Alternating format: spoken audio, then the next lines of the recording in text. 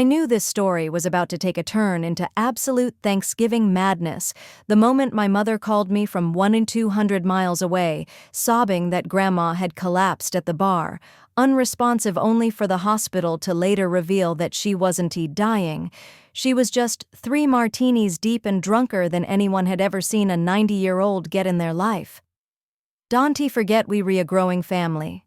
Support us with a simple subscribe so we can keep creating powerful stories for you. The night began quietly, peacefully, completely normal the way every legendary family disaster sneaks up on you. My mother and grandmother had plans for a nice Thanksgiving outing. They were supposed to go to a particular restaurant they'd chosen weeks before. It was predictable, safe, something with early bird specials and seating that didn't make Grandma's back hurt. But then my sister got involved. And when my sister gets involved, logic packs its bags and leaves the state. She convinced them they should go to a trendy restaurant instead, one they did not have reservations for, one everyone and their cousin would be trying to get into on Thanksgiving weekend. But my sister, in her unshakable confidence, which has been wrong more times than I can count, insisted it would be fine. "We'll probably just wait a few minutes," she had said. A few minutes, sure.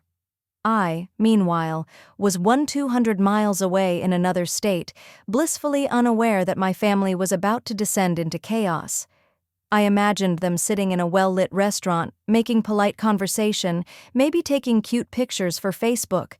I had no idea that while I was relaxing at home, they were on the verge of accidentally sending a sweet 90-year-old woman into an ER with sirens blazing. When they arrived at the trendy restaurant, they immediately discovered what the rest of us could have predicted. It was completely packed. Standing room only. People spilling into the lobby and waiting outside under heat lamps. Families wrapped in scarves, waiting for their tables with the same expression ancient explorers had while begging the seas not to kill them. So my family did the only thing people do when stuck waiting indefinitely for food. They sat at the bar. The bar was warm and cozy, decorated with glowing strings of tiny lights, bottles of liquor polished until they gleamed under the soft gold ambiance. People chatted, laughed, ordered appetizers. It seemed harmless, innocent. And that is where the slow-motion disaster began. My mom ordered a martini. My grandma, tiny as a sparrow at 4'8" and barely 100 pounds, also ordered a martini. She hadn't eaten all day because she was saving room for the big dinner. None of them thought about what that actually meant. They were just enjoying themselves, waiting for a table, sipping their drinks, talking about Thanksgiving plans. Then they ordered a second round. My grandma's second martini wasn't actually her second. At some point, when no one was paying attention, this sweet, tiny, 90-year-old woman quietly flagged down the bartender and ordered an extra martini on her own. A stealth martini. A secret martini, the martini that would unleash absolute chaos. So when my mother raised her glass for the second time, my grandmother was actually raising hers for the third. But no one realized. They continued chatting, laughing lightly, feeling warm and comfortable and unaware that Grandma was slowly approaching a level of intoxication only frat boys usually achieve. The alcohol was slipping into her bloodstream rapidly, the perfect storm of her tiny frame, her empty stomach, and 3 martinis hitting her like a runaway train. And then it happened. My mother turned toward my grandmother, probably to say something casual, maybe about Thanksgiving, maybe about the menu, maybe about how long the wait was going to be. But when she looked over, Grandma was leaning back in her chair, completely limp, eyes closed, unresponsive. Her head tilted at a strange angle, arms loose at her sides, body so motionless she might as well have been made of cloth. My mom's heart stopped. My sister's jaw dropped. And every single person at that bar saw the same terrifying image, a tiny elderly woman appearing to slip silently into unconsciousness. My mother screamed her name. She shook her shoulders. She grabbed her hand. Nothing. No reaction. Grandma was out cold. Instant panic. People stood up. Someone called for help. My sister yelled for water, then blankets, then for some reason more water. The bartender nearly dropped a tray. A couple dining nearby gasped dramatically like they were in a soap opera. My mother went into full crisis mode, terrified she was watching her own mother fade right in front of her. Someone called 911 in the middle of the bar on Thanksgiving weekend. Within minutes, paramedics swept into the restaurant. Sirens outside, blue and red lights reflecting across the windows, medics pushing through the crowd. People stepped aside, hands over their mouths, watching with dread as the EMTs lifted this limp, unconscious grandmother from her chair and transferred her onto the stretcher. They checked her vitals. Everything concerning: low blood pressure, high heart rate, completely unresponsive to voices. They didn't know what happened, and neither did anyone else, so they rushed her out of the restaurant, loaded her into the ambulance, and took off for the emergency room while my mother and sister followed behind. Back in my state, I had no clue any of this had happened yet. I was cooking, relaxing, living my normal life. Then my phone rang. It was my mother. When I answered, she was already crying. Her voice was shaky, fragmented, like she was fighting to hold herself together. "Grandma collapsed," she said. "She wouldn't wake up. They took her to the hospital. We don't know what's wrong." That was all I needed to hear. My world froze. I paced the kitchen, heart pounding, trying to make sense of her words. I thought stroke. I thought heart attack. I thought organ failure. 90-year-olds don't just collapse without warning. I started searching flights, bags, car keys. I was ready to throw clothes into a backpack and run out the door. And then, before I even had time to finish panicking, my phone rang again. It was my mother. Her voice was completely different this time, relieved, bewildered, almost embarrassed. "Don't worry," she said. "Everything's okay. Your grandmother just got drunk." I stopped pacing. "What?" "She's fine," my mom said. "The doctors ran her blood work. Everything is normal. Except," she hesitated, then added, "except her blood alcohol content. It was 0.24. I nearly dropped my phone. 0.24, 3 times the legal driving limit, for a 90-year-old woman who weighed 100 pounds, who hadn't eaten anything all day. Grandma didn't collapse from illness. She collapsed because she was obliterated. The moment the paramedics left the room to write their report, my grandmother finally started waking up. Slowly, confused, blinking like she had just been pulled back from the spirit realm. She looked around at the hospital lights, the monitors, the IV they destarted. She saw my mother, she saw my sister, and then she burst into tears. "I'm so sorry," she sobbed. "I ruined Thanksgiving." My heart cracked into 1,000 pieces when my mom told me this. This tiny grandmother who had lived through 9 decades of life, who had endured more hardships than most of us can imagine, felt guilty because she had accidentally gotten blackout drunk from a few martinis. We told her she hadn't ruined anything, that we were just glad she was okay, that no one cared about dinner or wait times or reservations anymore. Everyone just wanted her safe. She sniffled into the phone with me, apologizing again, sounding so fragile and sincere that I wanted nothing more than to hug her through the screen. But the story wasn't over. This was only the beginning. When my grandmother finally woke up in the hospital bed, blinking against the harsh fluorescent lights, she looked like a fragile bird caught between realities, confused, emotional, and embarrassed beyond measure. The paramedics had left her room, the machines around her hummed softly, and the antiseptic smell of the ER wrapped around her like a cold sheet. My mother and sister stood on either side of her, both equally relieved and emotionally wrung out. My grandmother's voice cracked as she whispered, "I ruined Thanksgiving. I'm so sorry." It was the kind of apology that cut straight to the heart, not because what she said was true, but because she believed it was.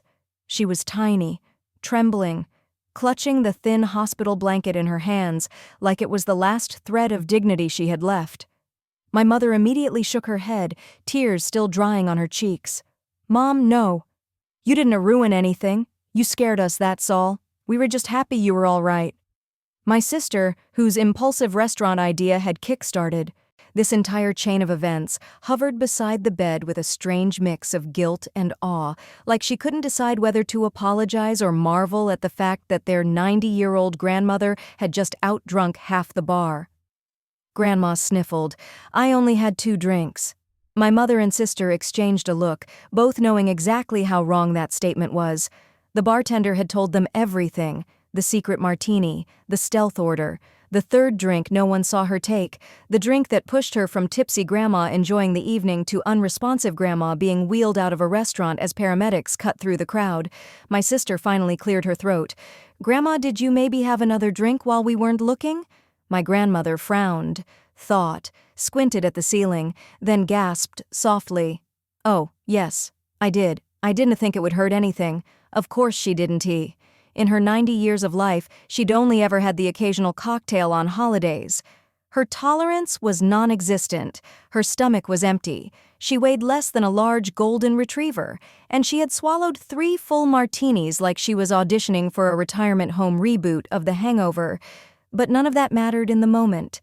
She wasn't thinking about alcohol levels or body weight or the mathematical certainty that 3 martinis on an empty stomach equals total system shutdown. She was thinking about how scared her family must have been, and the guilt broke her. She covered her face with her hands. "I can't believe I did this. I can't believe you had to call an ambulance. I am so embarrassed." My mom stepped closer and pressed her forehead to her mother's. "You scared us because we love you. That's all. Thanksgiving isn't ruined. You were safe, and that's what matters." It took several minutes, but slowly, very slowly, Grandma began to calm down. Her breathing steadied, her trembling eased. The monitors showed her vitals returning to normal now that the alcohol was wearing off and she wasn't in panic mode anymore. My mother called me again so I could talk to her. And when I heard her voice shaky, ashamed, apologizing over and over, it hit me harder than anything. I kept telling her, "It's okay, you re-okay, nothing is ruined, I promise." But she kept repeating it. I'm so sorry, I've ruined the whole holiday." But she hadn't. If anything, she had just created one of the greatest Thanksgiving legends in family history. And now that she was stable, the tone in the ER room began to shift. Slowly, cautiously, the panic melted away and was replaced with a surreal kind of awe, because the more they talked to the doctor, the clearer it became. Grandma hadn't passed out from anything serious. Her organs were fine. Her heart was fine. Her blood pressure was low, but not dangerously once she was stabilized. Her labs were perfect, except for one number, 0.24, a number no one had expected from a woman who had lived 90 years without ever being truly drunk. The doctor, a man who had probably seen everything during his ER shifts, could barely hide his surprise as he said, "Honestly? I'm amazed she's as coherent as she is. Most people her size would still be unconscious." My grandmother gasped, "Doctor, I had no idea." She clutched the blanket. "I just thought the first one was a little strong." My sister covered her mouth to hide a laugh. My mother shot her a death glare. The doctor continued, "At your height and weight, with no food in your stomach, even 1 martini would have hit you pretty hard. But 3? That's impressive." My grandmother blinked dramatically, stunned. "Impressive? Oh my goodness. I don't want to be impressive. Not like this." At one point, a nurse leaned in and whispered to my mom, "Your mother is adorable. We don't usually see drunk grandmas on Thanksgiving. This is a new one for us." The nurse winked. My grandmother groaned. They kept her for observation for several hours, just to be safe. During that time, the ER staff gently teased her in the sweetest way, checking on her like she was their own little old lady, reminding her to sip water, asking if she felt dizzy or cold. At one point, a young nurse handed her a warm blanket and said, "Mrs. M, you're officially the life of the party tonight." My grandmother was mortified. My sister nearly snorted from trying not to laugh. My mother sat with her arms crossed, silently vowing never to listen to my sister about restaurants again. Eventually, after enough fluids and enough time to sober up, Grandma was cleared to go home. The doctor reminded her gently, so gently, that she needed to avoid alcohol for the rest of the evening, and to eat something as soon as she got home. My grandmother nodded seriously. "I will never drink again," she declared. That lasted exactly 1 week until Christmas Eve, when she had half a glass of wine and proclaimed it safe. The ride home from the hospital was quiet. Not awkward, just emotionally drained. Thanksgiving dinner had obviously been canceled at that point. My mom reheated some simple food when they got back to the house, and Grandma ate with the timid politeness of someone determined to make up for accidentally becoming the family emergency story of the year. My sister recorded a video of Grandma saying, "I promise I won't ruin Christmas," which is now saved in our family group chat, forever. When I called her again the next morning, she sounded much better, still embarrassed, still apologizing, but no longer crying. I told her again, "We're just glad you're okay." She sighed heavily. "I just can't believe I got run over by a drink." I corrected her gently. "Grandma, you got run over by 3 martinis." She gasped. "Don't tell anyone." I told her it was a little late for that.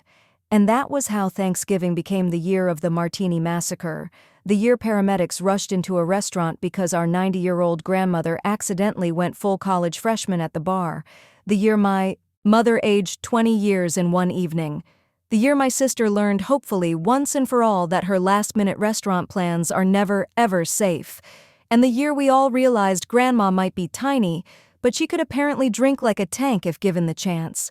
No one forgot Thanksgiving that year. No one ever will, because every time the holiday comes around now, someone inevitably whispers, "Remember when Grandma got run over by a martini?" And we laugh, not because of the panic, not because of the scare, but because she lived, recovered, and now tells the story herself with dramatic flair like she survived a legendary battle. And honestly, she kind of did.